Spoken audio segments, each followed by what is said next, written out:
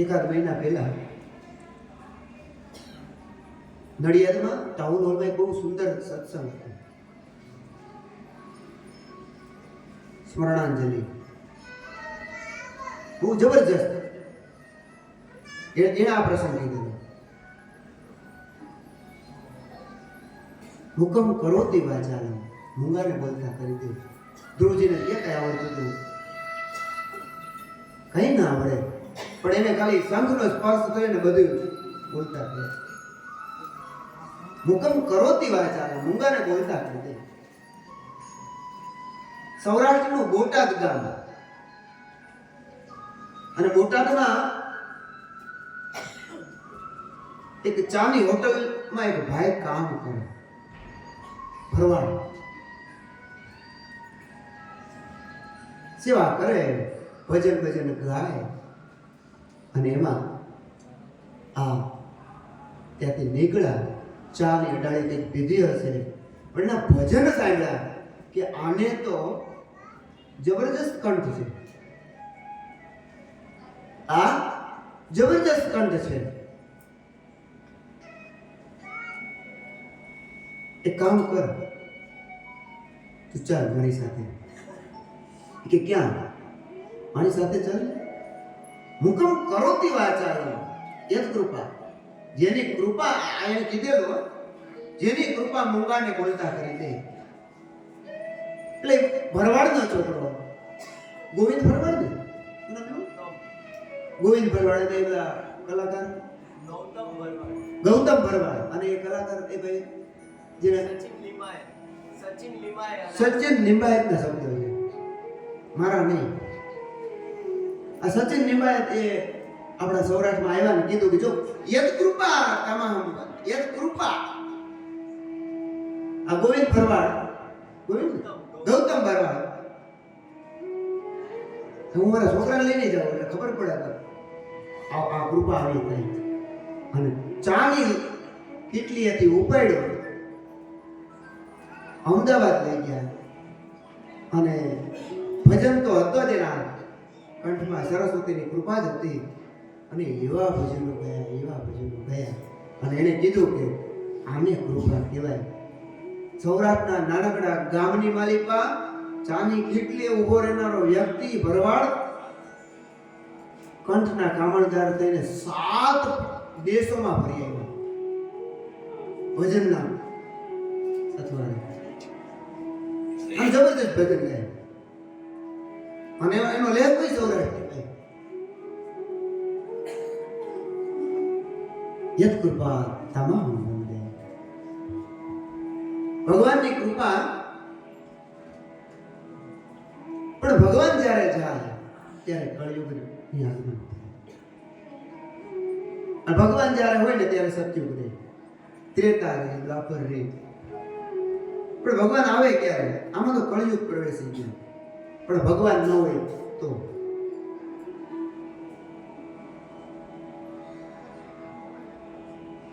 એકવાર પરીક્ષિત મહારાજ રાજ્ય કરે છે, મૃગયા કરવા માટે નીકળ્યા, અને એ 16મા અધ્યાયના પ્રથમ શ્લોકમાં એને જોયું કે રાજ્ય તો સારું કરે છે, અને ત્યારે એક ગાય અને એક બળદ વાતો કરે છે. અને સુતજીએ સુંદર વાત કરે છે કે આ ગાય કોણ છે? ગાય છે પૃથ્વી છે, બળદ છે ધર્મ છે. અને પરીક્ષિત મહારાજ ત્યાં નીકળ્યા, શરણાગત થયા, એટલે એનું રક્ષણ કરે છે. અને મને પરીક્ષિત મહારાજની મને વાત સાંભળવાની ઈચ્છા થઈ, તો એક કામ કરવી, હજી પણ મને પરીક્ષિતની કથાઓ સંભળાવો ને.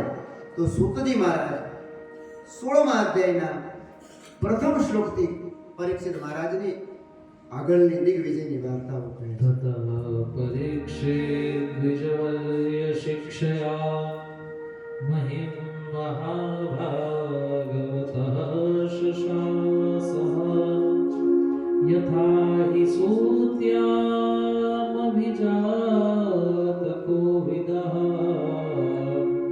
સમાદિશં વિપ્ર જેટલા પણ બ્રાહ્મણોએ ગુણગાન ગાયા હતા ને એ યથાર્થ ના મળતા. પરીક્ષિત રાજા દાનવીર હતા. 3 અશ્વમેધ યજ્ઞ કર્યા ગંગા કિનારે. ઈરાવતીઓની સાથે એના લગ્ન થયા અને જન્મેજય વગેરેને 4 પુત્ર થયા. આ જન્મેજયની કથા પણ આગળ આવશે. તો ફરીથી પ્રશ્ન થયો કે કળિયુગ આટલો ભયંકર છે તો કળિયુગને રાખ્યો કેમ? કળિયુગને રાખવાનું કોઈ તો કારણ છે. પરીક્ષિત રાજા છે ને, રાજાએ તો શાસન કરવું જોઈએ. રાજાએ તો પ્રજાનું રક્ષણ કરવું એ જ ધર્મ છે. પરિવાર ન હોય, જો સમાજ સેવા કરે ને એને પરિવાર વિશે થોડું વિચારવું. રામને પરિવાર તો હતો ને, રામાદિવત પ્રવૃત્તિ કરી, પરિવાર હતો, પણ છતાં એને કીધું પ્રજાનામ અનુરંજનાય સ્નેહમ દયામ ચ સૌખ્યમ ચ. અરે મારા સ્નેહનું બલિદાન આપવું પડે. રામ કીધું મારી દયાનું બલિદાન આપવું પડે. સ્નેહમ દયા સૌખ્ય, મારું સુખનું બલિદાન આપી દેવું હોય તો આપી દઈશ. યદિ વા જાનકીમપી, મારે જાનકીનો ત્યાગ કરવો પડે ને તો પણ હું કરીશ. પ્રજાનામ અનુરંજનાય. ઉત્તરામ ચરિત્ર બહુમતી કહી મુંજતો નાસ્તિ નિવ્યતા. આ બધાને કદાચ છોડવાનું થાય ને તો હું છોડી દઈશ, કારણ કે મારું ધર્મ પ્રજાનું રક્ષણ છે. રામને જ્યારે રાજ્યાભિષેક થતો હતો ને, નાના હતા ને રાજ્યાભિષેક થાય એટલે અધર્મ, હવે તો હવે રાજા થઈ ગયા, અમે કોઈ દંડ નહીં કરે, અમે મહાન, અમે મહાન. અને ત્યારે વશિષ્ઠ આવ્યા, લાકડી ઉઠાડી, એ ધર્મેણ્યોસી, રામ તમારે ધર્મનો ભય રાખવો પડશે. તમારે રાજ્ય કરવાનું છે પણ ધર્મનો ભય રાખવો પડશે તો રામ રાજ્ય આવે. બધાને રામ રાજ્યની કલ્પના તો છે, પણ રામ જેવું રાજ્ય ક્યાં? તો કલીએ આટલી બધી પરેશાની કરી છે તો શા માટે કલીને રાખ્યો? સોનકજી મહારાજ આવો 5મા શ્લોકમાં પ્રશ્ન પૂછે છે. કસ્ય હેતોર્નિજગ્રાહ કલિં દિગ્વિજયે નૃપઃ નૃપદેવ ચિહ્નદૃક્ શુદ્ર કોસોગામ્યઃ પદાહનાન સંકથ્યતાં મહાભાગ યદે કૃષ્ણ કથાશ્રયમ. આપણે શા માટે કળિયુગને રાખ્યા? સોનકજી સાંભળો, કળિયુગના લોકો છે ને એ મંદ ભાગ્યવાળા થયા, મંદ પ્રજ્ઞાવાળા થયા, અલ્પાયુષ નાના આયુષ્યવાળા થયા. જાવાતું શું વાત કરું, નિદ્રયાર્યતે નક્તમ, રાત દિવસ સુવા સુના થયા, ઊંઘ બસ. અને દિવાચ વ્યર્થ કર્મભી, ન કામ કરવાના કામ કરવા લાગ્યા. અને બસ ભગવાન એક સાઈડમાં અને બીજા વધારે બધા કામ કરવા લાગ્યા. આવા કળિયુગના લોકો થયા.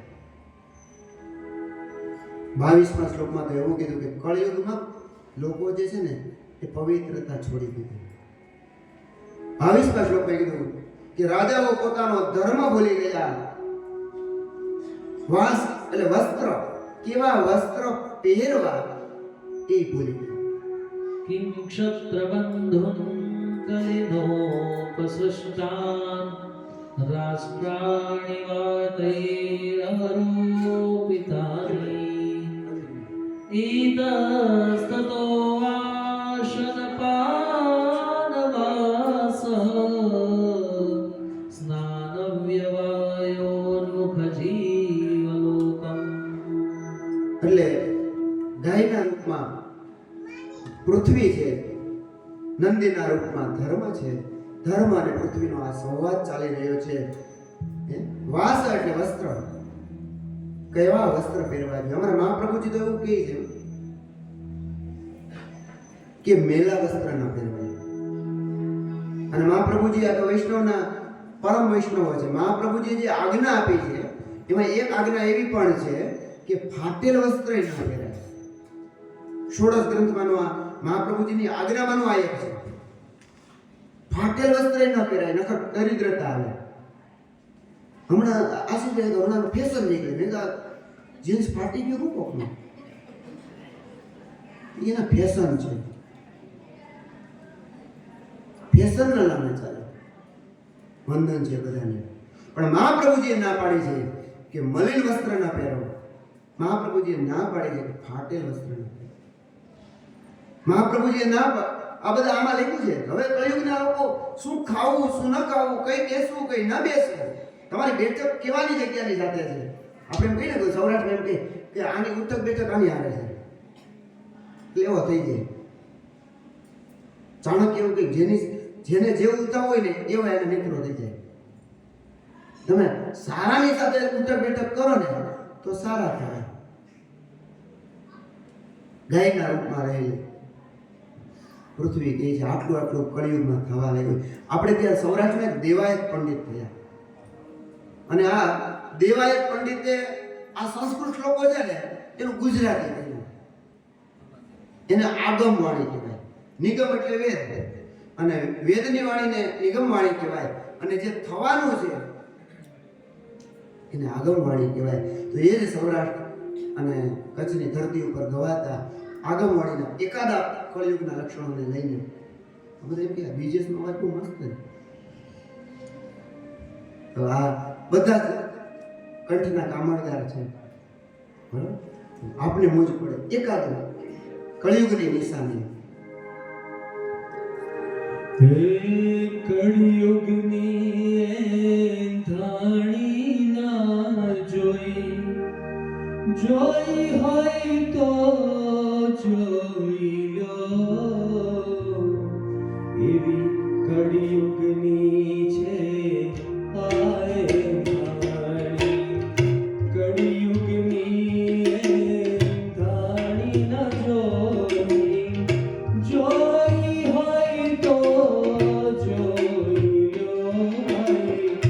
કળિયુગની છે આય ધાણી.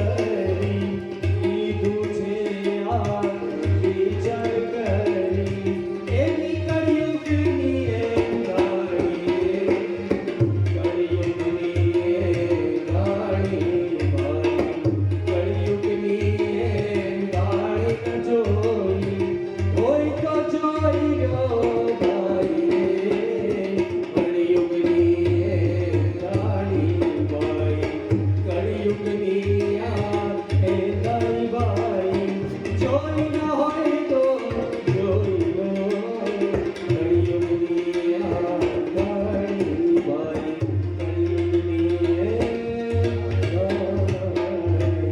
ભાઈ દિશેશભાઈ, આ તમે જે ગીત ગાયું ને એ આગમવાણી એ અમારા ભગવાન વેદ વ્યાસજીએ 17મા અધ્યાયના 32મા શ્લોકમાં આ જ્યારે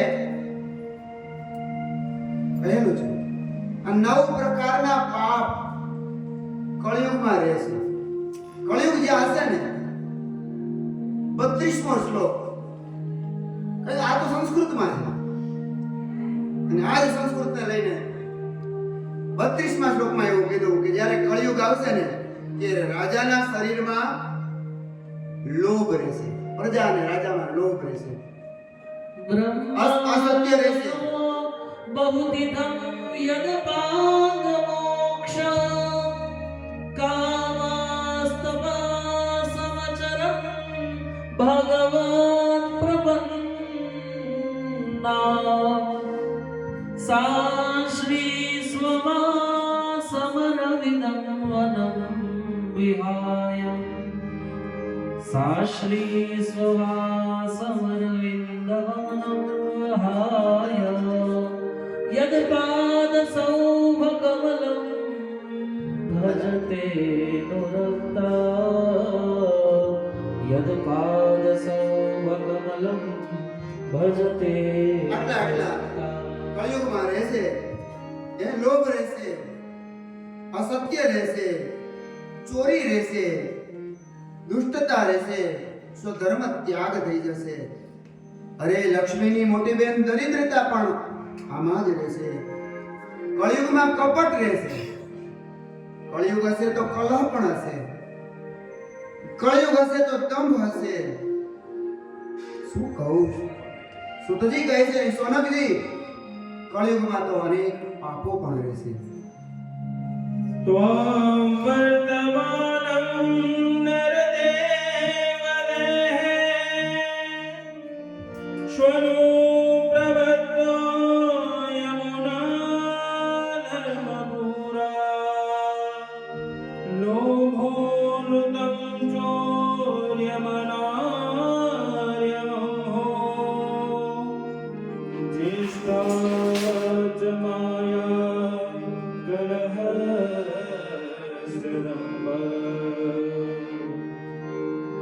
આટલા પાપ હોવા છતાં પણ કળિયુગ ભગવાનના પરીક્ષિતના શરણમાં આવ્યું ને અને કળિયુગમાં કલો કેશવ કીર્તના બધા જ દુર્ગુણ હોવા છતાં એક સદગુણ છે કે ભગવાનનું ભજન જો કળિયુગમાં ખાલી થવામાં આવે ને કરવામાં આવે એની મુક્તિ મળે. એટલે કળિયુગને પરીક્ષિત રાજા શરણાગત માનીને રક્ષણ કરે. અમારે ત્યાં એક જ લીટી થઈ. અમારે જે શરણાગત થાય ને એનું રક્ષણ કરવું. એક હોલો છે ને, હોલો ઉડતો ઉડતો શિવી રાજાના પાસે આવી ગયા. પેલો તો મારા માંસ જોઈ છે કે વાત સાચી છે, કામ કર, મારા શરીરનું માંસ લઈ લે, પણ આ હોલાને છોડી દે. કારણ કે શરણાગતનું રક્ષણ કરવું ને પંક્તિ એક જ આપણા 12:30 પાસે ભોજન સમાગમ છે. તો કારણ કે કળિયુગમાં જે છે ને એ બધું જ દુર્ગુણ હોવા છતાં એક વસ્તુ એવી છે કે કલો કેશવ કીર્તના શરણાગતને પાલન કરવું. નારાયણ સ્વામી બહુ મોટું ભજન ગાય, બહુ કહે છે. આપણે બે લીટી હોલાની શિબી રાજા એ જે સંવાદ છે મને બે લીટી મને આમ મોજ આવે છે.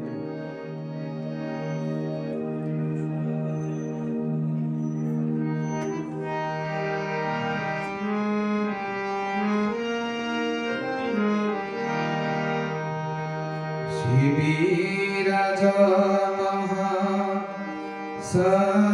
सत्यवादी रहता अयोध्या रे शिबी राजा महा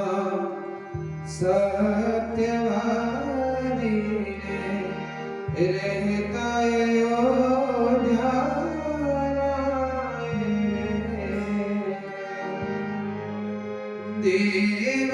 દેવસભામાં વાતો ચાલે દેવસભામાં વાતો ચાલે સેવી સામો નહીં કોઈ રે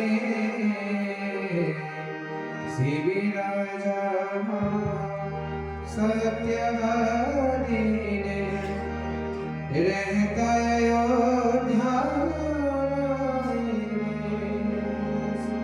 અદ્ભુત કળિયુગમાં રાજા થયા. એમાં કહેવાય છે કળિયુગ પહેલા ધર્મના 4 ચરણ હતા: તપ, શૌચમ, દયા, સત્યમિતિ. આ 4 ચરણ હતા: તપ, પવિત્રતા, દયા અને સત્ય. હમણાં જે ભજન બોલ્યા ને એ શ્રીમદ ભાગવતના 17મા અધ્યાયના 25મા શ્લોકમાં એમ કીધું, બધું જ નષ્ટ થયું પણ કળયુગમાં સત્ય બાકી રહ્યું. અને સત્યના પાલન માટે શિવી રાજા આટલા બધા પવિત્ર થયા છે. ઇદાનીમ ધર્મપાદસ્તે સત્યમ દેવતયેત્યતઃ તં જિગૃક્ષત્યધર્મોऽયં મન્મતેનેધિતઃ કલિઃ. સત્યની માટે ઉત્તમ ગુણ છે. ભગવાનનું ભજન થશે એટલે રાખે. પરીક્ષિત રાજાના ચરણમાં કળિયુગ પડેલો છે. તદપાદ મૂલમ શિરસા, મસ્તકથી એને વંદન કરે છે.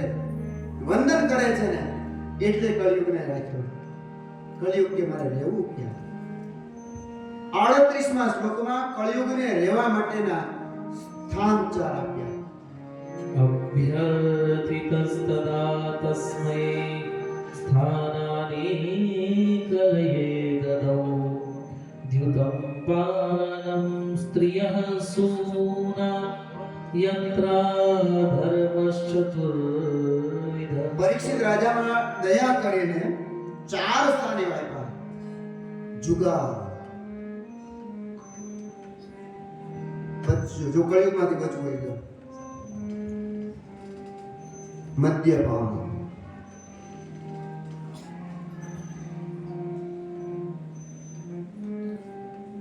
શું પીવું શું ન પીવું,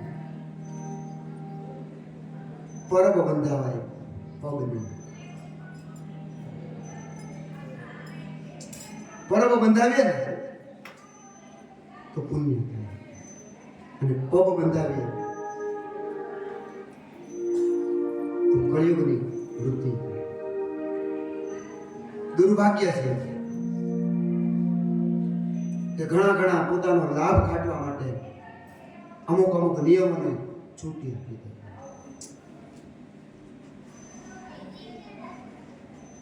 અહીંયા કળિયુગની બીજી નિશાની એ છે કે જ્યાં જ્યાં મદ્યપાન થતું હશે ત્યાં કળિયુગ છે. સ્ત્રી સંગ વધારે, ચોથી હિંસા, 5મું સુવર્ણ. આમ 5 ઠેકાણે કળિયુગને રહેવાના સ્થાન આપ્યા છે. એકવાર પરીક્ષિત રાજા વન વિહાર કરવા ગયા, મૃગયા કરવા ગયા. એક આશ્રમ હતો અને આશ્રમની પાસે આવી અને એને તરસ લાગી હતી, ભૂખ લાગી હતી ને તરસ લાગી હતી. આમાં લખ્યું છે ભાગવતજીમાં, ભૂખ અને તરસ લાગવાની હોવાથી પરીક્ષિત રાજાએ આશ્રમમાં ગયા. પરીક્ષિત રાજાનો આદર સત્કાર ન થયો. આદર સત્કાર ન થયો કારણ કે જે ઋષિ હતા સ્વામી એ તો બેઠા હતા, ધ્યાન ધરતા હતા. એટલે અમારે કવિ કાગ એવું કે જે પણ હોય એ આવે ને તેને આદર તો આપવો. ખાગયને પાણી પાજે, એને પાણી પાવું. પણ પરીક્ષિત રાજાને આદરે ન થયો, પાણી ન અપાણો, આસને નો. આ ભાગવતના શ્લોકો બોલેલો.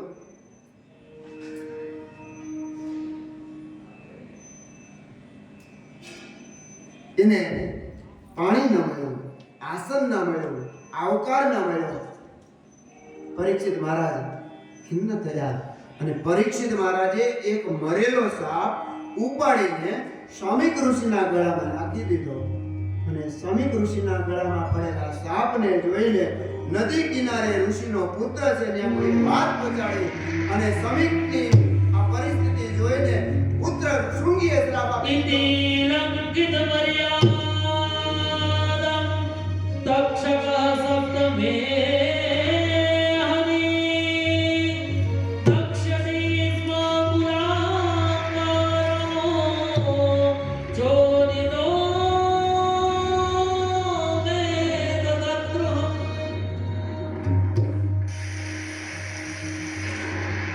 હે રાજન, 7મા દિવસે અને તક્ષ કરણ છે. આ તક્ષ નાગે કરણ છે ને તારો મૃત્યુ થશે.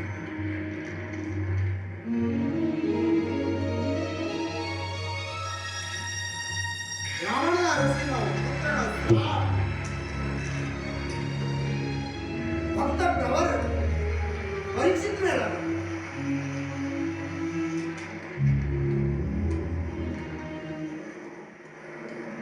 હરિ કરે શોભો.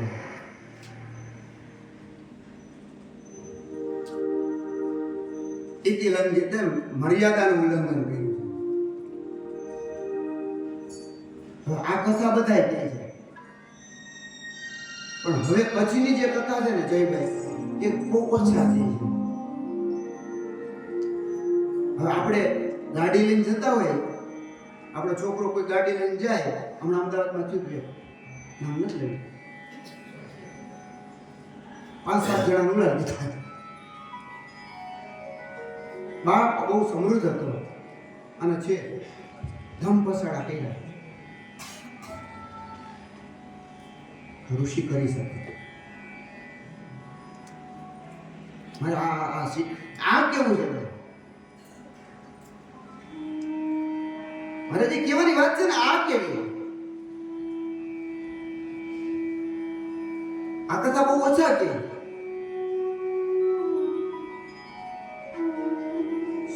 શમીક ઋષિએ પુત્રને પાસે બોલાવી કીધું, બેટા તે શું કર્યું? શ્રાપ આપી દીધો? બહુ ખોટું.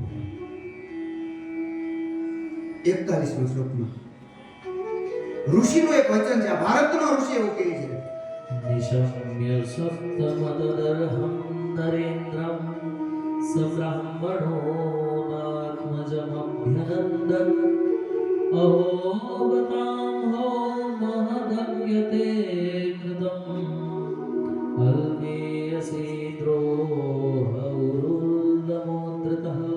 બ્રહ્મર્ષિ શ્રમિક છે અને શ્રમિક પોતાના બાળકને પાસે બોલાવીને કહે છે, બેટા આ તે યોગ્ય નથી તેનું. એવા બાપની હિંમત હોવી જોઈએ કે દીકરો ભૂલ કરે ને તો કે, અને એ ભારતનો ઋષિ જ કહી શકે. અને ભૂલ બતાવે. આ કથા બહુ ઓછા છે. નિસમ્ય તપ્તમ, નિસમ્ય સાંભળીને નરેન્દ્રને શ્રાપ આપ્યો, રાજાને શ્રાપ આપ્યો.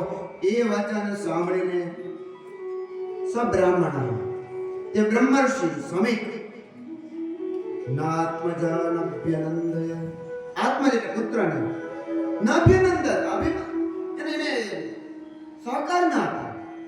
બેટા તે બરોબર કર્યું, તારી તપશ્ચર્યા બરોબર છે, નાભિનંદન. આ શીખવું પડશે. ગુનો કરે એને સજા થવી જ જોઈએ. અને ઋષિનો પુત્ર છે. અને સ્વામી કેમ કહે છે, અહો મતાહો મહાદગ્નતે કૃતમ મદ અજ્ઞાન, તે અજ્ઞાનતામાં કરી નાખ્યું. અરે અને મને સાપ નાખ્યો કે નાનકડી ભૂલ હતી. આ નાનકડી ભૂલમાં અલ્પીયસી દ્રોહ, દ્રોહ એટલે અપરાધ. આ નાનકડા અપરાધમાં તે ઉરુતમો ધૃત, આટલો મોટો અપરાધ નો દંડ આપી દીધો. નાના અપરાધમાં આટલો અપરાધનો દંડ આપ્યો. બેટા તે યોગ્ય નથી. નિખિલભાઈ 42માં શ્લોકમાં તો જબરજસ્ત કર્યું.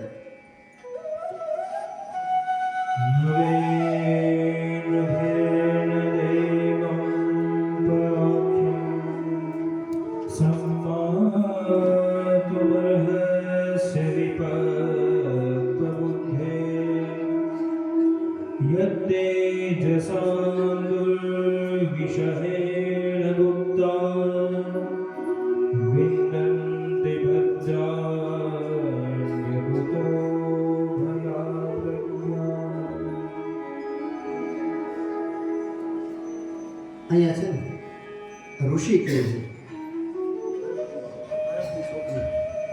અને તે શું કર્યું? રાજાની સામે એક ભારતનો ઋષિ કહે છે, શ્રમિક ઋષિ કહે છે પુત્રને. અને ખબર છે કે રાજા છે ને એ ભગવત સ્વરૂપ છે. શાસ્ત્રોમાં એવું કીધું છે 8 ભગવાનના કૃપા પ્રાપ્ત થાય ને ત્યારે રાજા બને. ભગવાન સ્વરૂપને તે શ્રાપ આપી દીધો. શા માટે શ્રાપ આપ્યો? ખાલી મારા ગળામાં શ્રાપ આપ્યો, શ્રાપ આપી દીધો. ન કરાય તારા, આ તારું ખોટું છે. આ ખોટાનું કારણ બતાવે એટલે કે તમને ખબર છે બેટા, જ્યારે રાજા નથી હોતા ને ત્યારે પ્રજા અધર્મ પરાયણ થઈ જાય છે. હું તને વાત કહી દઉં, પરીક્ષિત નહીં હોય, રાજા વગરની પ્રજા થશે, સંપૂર્ણ વિશ્વમાં અધર્મ ફેલાશે અને અધર્મ ફેલાશે એનું પાપ શ્રમિક ઋષિ કહે છે તને થશે. રાજા વગરની પ્રજા કરી દીધી. તે શું કર્યું? આપણે હોય તો દીકરા બરોબર કહ્યું, હા સારું. આપણે કોણ છીએ ખબર છે? આપણે તો સાધુ મહાત્મા છીએ. આપણે સુખે ન હોય, દુઃખે ન હોય. મને કાલે એક વ્યક્તિ કોઈ આવ્યા અને કીધું કે તમારા કોઈ સંબંધી કે તમે છે ને પાનબાઈ નહીં લેજો, ગંગા સતી નહીં લેજો. બધાને જવાય. આમાં પાનબાઈ ગંગા સતી શ્રમિક ઋષિની જે જીવન પદ્ધતિ છે, હે પ્રાયશ સાધવો લોકો, સાધુ લોકો છે ને પરદ્વંદ્વેષુ યોજિતા ન વ્યથંતિ ન રુષ્યંતિ.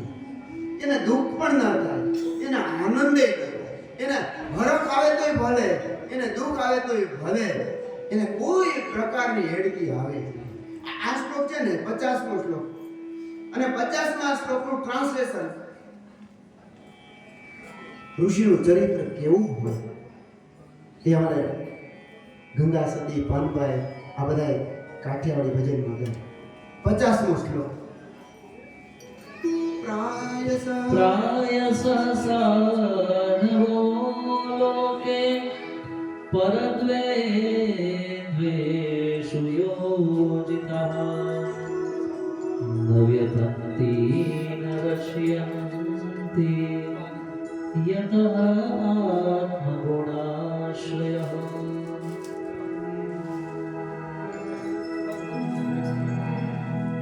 આપણે હરખે ના કરાય, સુખે ના કરાય. આપણે તો પરમાત્મામાં લીન રહેનારા ત્યાં પિતાને શ્રાપ નાખ્યો ને શ્રાપ આપી આપણી માટે ઉત્તમ નથી. કારણ કે આપણે તો પર છીએ.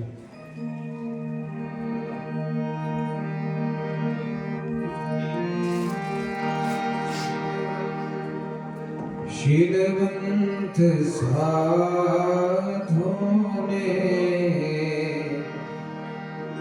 वारे वारे नमिये पार મજા જેના બદલે નહીં વ્રતમાં ભાન હરે.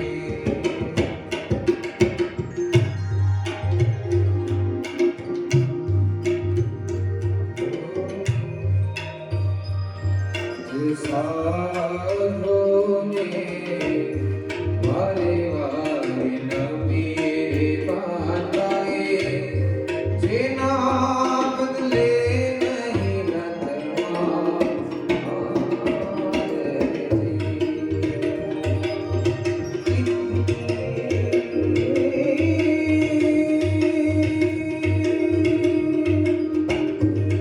ચિત્તની વૃત્તિ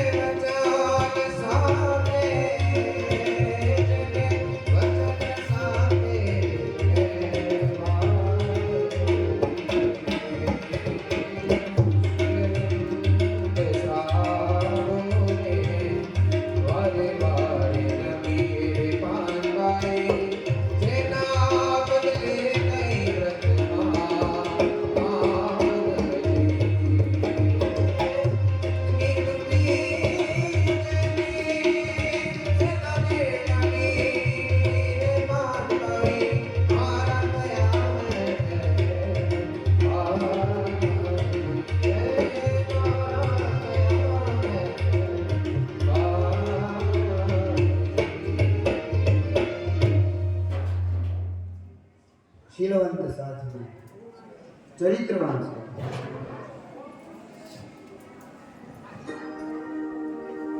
પૂજ્ય વિશ્વાસ બાપુ એવું કહેતા કે સૌરાષ્ટ્રની ધરતીની આજુબાજુ, ગિરનારની આજુબાજુ જેટલા પણ સંતો થયા એ સંતો કદાચ જ્ઞાનમાં મધ્યમ હશે, દેખાવની રીતે. આમ તો પરબ્રહ્મ જ્ઞાનના વાળા હતા, પણ એનું એક પાસું એવું મજબૂત હતું. એક પાસું આ વિશ્વાસુ બાપુનો શબ્દ, એવું મજબૂત પાસું કે સૌરાષ્ટ્રની ધરતીના તમામ સંતો પૂજ્ય થયા, અને એ પાસું હતું એનું ચરિત્ર.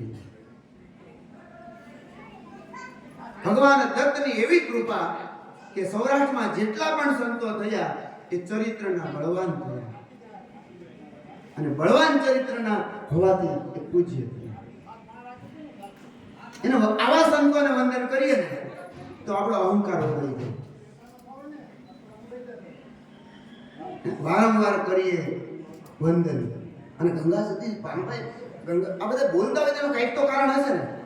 વંદનમ તુ નમસ્કાર, વંદન જે છે ને ત્રિવિધ પરિકીર્તિતા, 3 પ્રકારે થાય. કાયેન શરીરથી, મનસા મનથી, વાચા વાણીથી. મન, વાણી અને કાયાથી આ નમસ્કાર થાય ને. સ્વાહંકાર વિમર્દનઃ, સ્વ એટલે પોતાનું, અહંકાર એટલે અભિમાન. પોતાનું અભિમાન આ વંદન કરવાથી નાશ પામે, એવું સુભાષિતકારો કહે. પરીક્ષિત મહારાજને ખ્યાલ આવ્યો,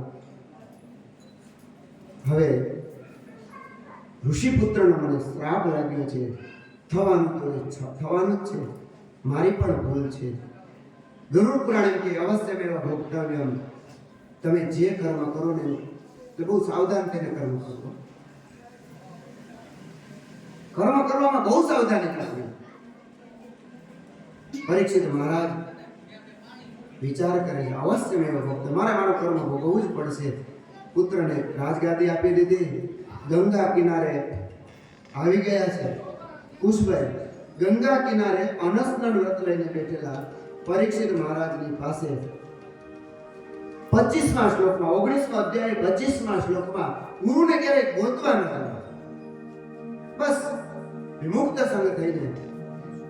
અદ્ભુત ગંગાજીનો પ્રવાહ છે, પવિત્ર જગ્યા છે, અને આ પવિત્ર જગ્યામાં પરીક્ષિત મહારાજ બધું જ રાજપાટ છોડીને, સામે કોઈ નથી, કોઈ ગુરુ નથી, દેવતાઓ સમાન, બસ હવે મારે મારો અંત સમય છે, એ સુધારવો છે. આપણે જે શાસ્ત્રમાં એવું કીધું છે, ગીતાજીમાં પણ એવું કીધું કે જે વ્યક્તિ ભગવાનનું સ્મરણ કરે તતરા ભગવાન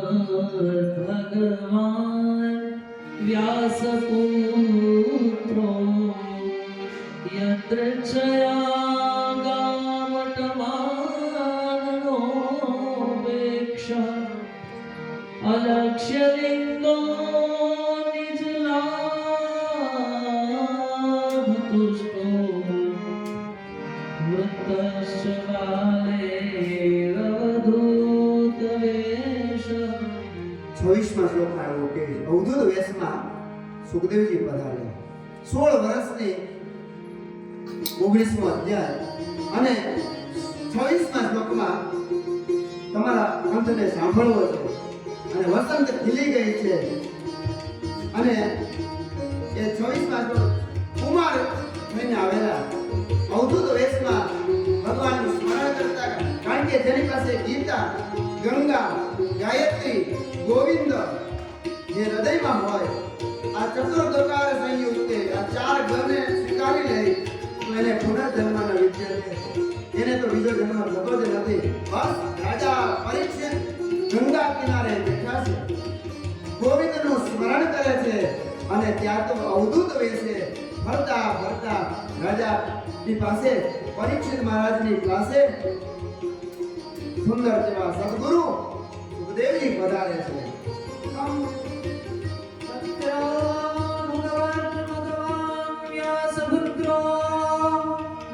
यत्र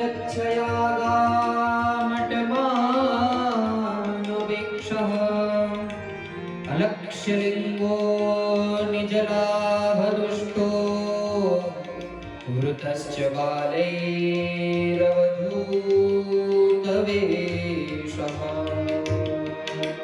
અવધૂત વેશમાં રાજા પરીક્ષિતની પાસે જ્યારે યોગ્યની શિષ્યની યોગ્યતા થાય અને યોગ્ય ગુરુ તો જ મળે. શિષ્યની યોગ્યતા હોય, શિષ્યની જિજ્ઞાસા હોય. જિજ્ઞાસા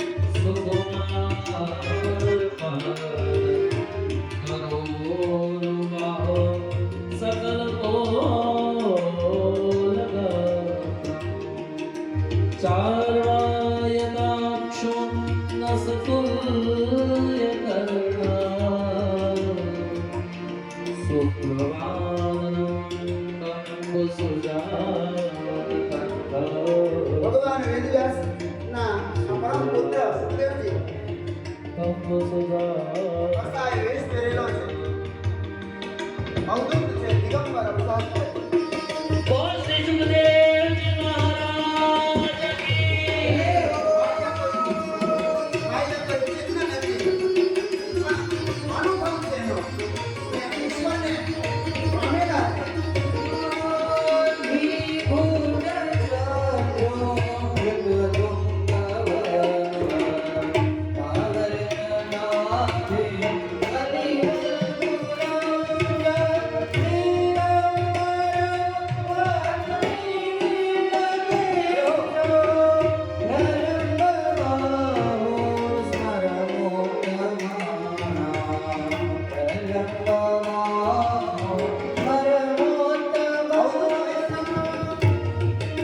ભગવાન સુખદેવજીનું ચાર શ્લોકમાં સુંદર વર્ણન બાળકોની પાછળ ખરા સામાન્ય લાગે છે, પણ એ આત્મજ્ઞાની છે.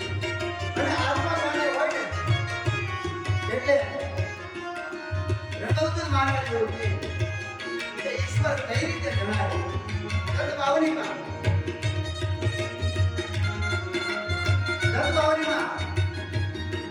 ભગવાનનો અનુભવ છે.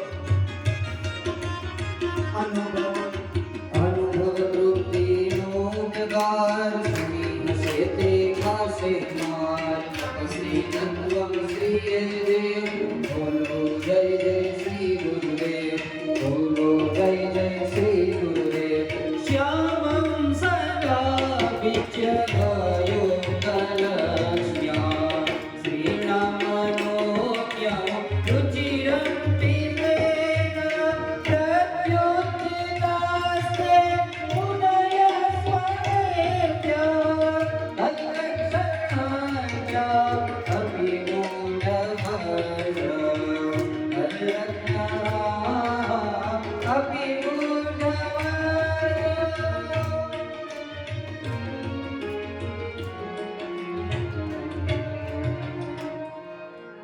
દેખાવમાં તો સામાન્ય લાગતા, પણ જેને અનુભવ તૃપ્તિનો ઉદ્ગાર.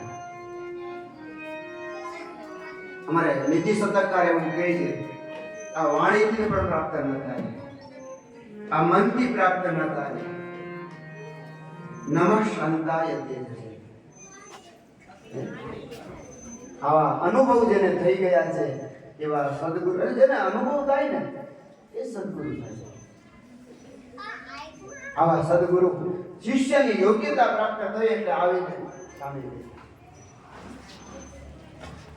અને સૌથી પહેલું કર્તવ્ય એવું છે કે ગુરુજી આવે ને એટલે ગુરુજીનું વંદન કરવાનું. આ પ્રશ્ન પૂછવાની પદ્ધતિ છે. 31મા શ્લોકમાં પરીક્ષિત રાજા એનું ચરિત્ર અત્યંત ઉત્તમ છે. કઈ રીતે પ્રશ્ન પૂછાય, મૂળ છંદ છે. અને એ છંદમાં 31મા શ્લોકમાં પરીક્ષિત રાજા પ્રશ્ન પૂછવાની પ્રણામ કરે છે અને પ્રશ્ન પૂછે છે. प्रशान्तमासीनमकुण्ठमेधसं मुनिं द्रुभुवनां भागवतोऽभ्युपेत्य प्रणम्य मूर्धावहितः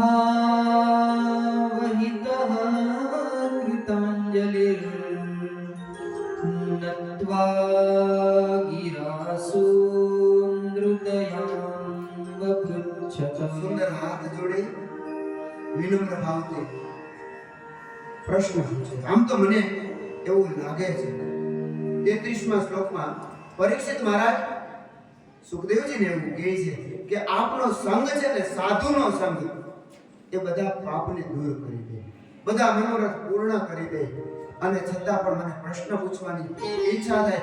આપ જેવા મહાન વ્યક્તિનો મને સંયોગ થયો, મને દર્શન થયા, મારું ભાગ્ય ધન્ય થયું. મારે કંઈ પૂછવું જ નથી, કારણ કે આપની જેવા શ્રેષ્ઠ येषां संस्मरणात् पुंसां सद्यः शुद्ध्यन्ति विगृहः किं पुनर्दर्शनस्पर्श पादशौचासनादिभिः. સુંદર થયેલા. તમે વિચાર કરો, ગુરુદેવ સન્મુખ છે, વિનમ્ર ભાવે પરીક્ષિત મહારાજે 7 પ્રશ્નો પૂછ્યા.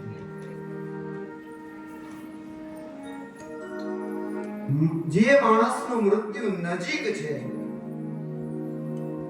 એને શું કરવું જોઈએ? આ પોતાની માટેનો પ્રશ્ન. બીજું, આ જગતમાં હજારો ગીત હશે, પણ એ ગીતમાં ખરેખર કેમ શ્રવણીય, સાંભળવા લાયક શું છે? હજારો મંત્રો હશે, પણ એમાં જપવા લાયક નહીં. આપણે ત્યાં જાંબલ્ય ઋષિનો ઉપદેશ છે, જાંબાલ્યોપનિષદ. અને જાંબાલ્યોપનિષદમાં ઋષિ કુમારો બધા ઋષિ પાસે જઈ અને એમ કહે છે કે વેદના તો 2000 મંત્રો છે, 20 અધ્યાય છે, 2000 મંત્રો છે. એમાં રુદ્રી છે, રુદ્રીમાં પણ 213 મંત્રો છે, કોઈ 213 કે 214 કે. પણ હવે એક વાત તો કહો મને, આ બધા મંત્રોમાં પણ એવા કયા મંત્રો છે કે જે ખરેખર મજા આવે? કલ્યાણ કરનારા મંત્રો કલ્યાણ કરનારા છે, પણ ખરેખર મજા આવે ત્યારે જાંબાલ્યોપનિષદમાં એમ કહે છે સતરુદ્રીયમ. જ્યોતિભાઈ, 5મો અધ્યાય જે છે ને એ ભગવાનનું અદ્ભુત વર્ણન છે. રુદ્રીમાં જો 5મો અધ્યાય છે એટલે લોકો અભિષેક કરે, નમસ્તે રુદ્રમન્યવ ઉતો દૈખવે નમઃ બાહુભ્યામ ઉત્તે નમઃ, ત્યાંથી શરૂઆત કરે 66 મંત્રો. જાંબલ્ય ઋષિ આ જપવા લાયક છે. સતરુદ્રી એનો કલ્પના બતાવી છે, આવી રીતે કરી શકાય. અને કેમ ભજન કરવા લાયક શું છે? કેમ સ્મરણીય, કોનું સ્મરણ કરવા લાયક છે? કેમ ત્યાજ્યમ, છોડવા લાયક શું છે? અને મનુષ્ય માત્રનું કર્મ શું છે? પ્રત્યેક મનુષ્યનું કર્મ તો હોય. આવા પ્રશ્નો 7 પૂછ્યા, અને 7 પ્રશ્નોના ઉત્તરમાં ભગવાન સુખદેવજી મહારાજ આનંદથી, પ્રસન્નતાથી એમ કહે છે કે આ સંસારમાં તમારો પ્રશ્ન શ્રેષ્ઠ છે, લોક કલ્યાણ કરનારો છે, શ્રોતવ્યાદિની અસંખ્ય વસ્તુ સાંભળવા લાયક છે. પણ દુર્ભાગ્ય એ છે નિદ્રયાર્યતે નક્તમ, સંસારમાં વિવાયેન ચ ભાવયઃ દિવાચાધેર્ય કુટુંબ ધરણે આ સંસારમાં ઘણું જ છે. શ્રોતવ્યાદિની રાજેન્દ્ર, સાંભળવા લાયક તો ઘણું છે. અને પણ છતાં લોકો નિદ્રયા નક્તમ એટલે રાત્રિ, રાત સુવામાં પણ વહેલા જાગી જાય અથવા અડધી રાતે જાગી જાય ને સીતારામ કહે તો સમજવાનું આ બ્રહ્મયોગી. આપણી જેવા ઊંઘ કરે. નિરંજનભાઈ એમ કે રાતે નીકળે એમ કે સીતારામ. વેલા સુગે વીર. આ વેલા સુગે વેલા ઉઠે વીર. બળબુદ્ધિ તો તેના વધે, સુખમાં રહે શરીર.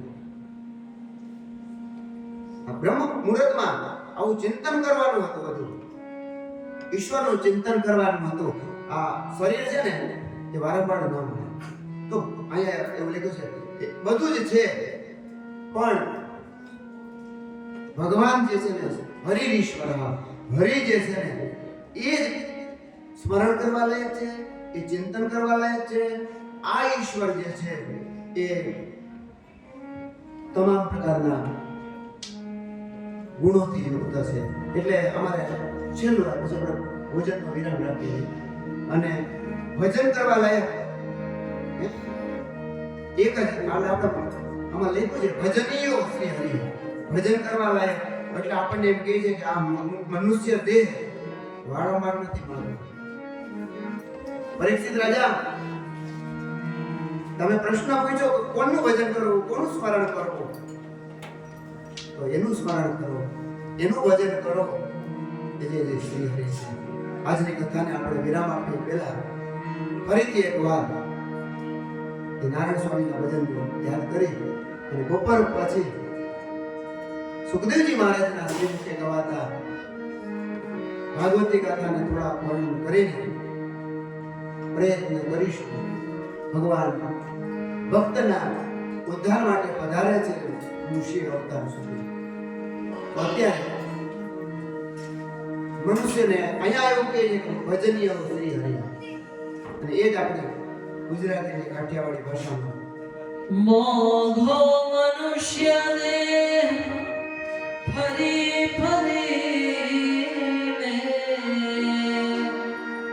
આ મોઘો મનુષ્ય દેહ ફરી ફરીને નહીં મળે વારંવાર.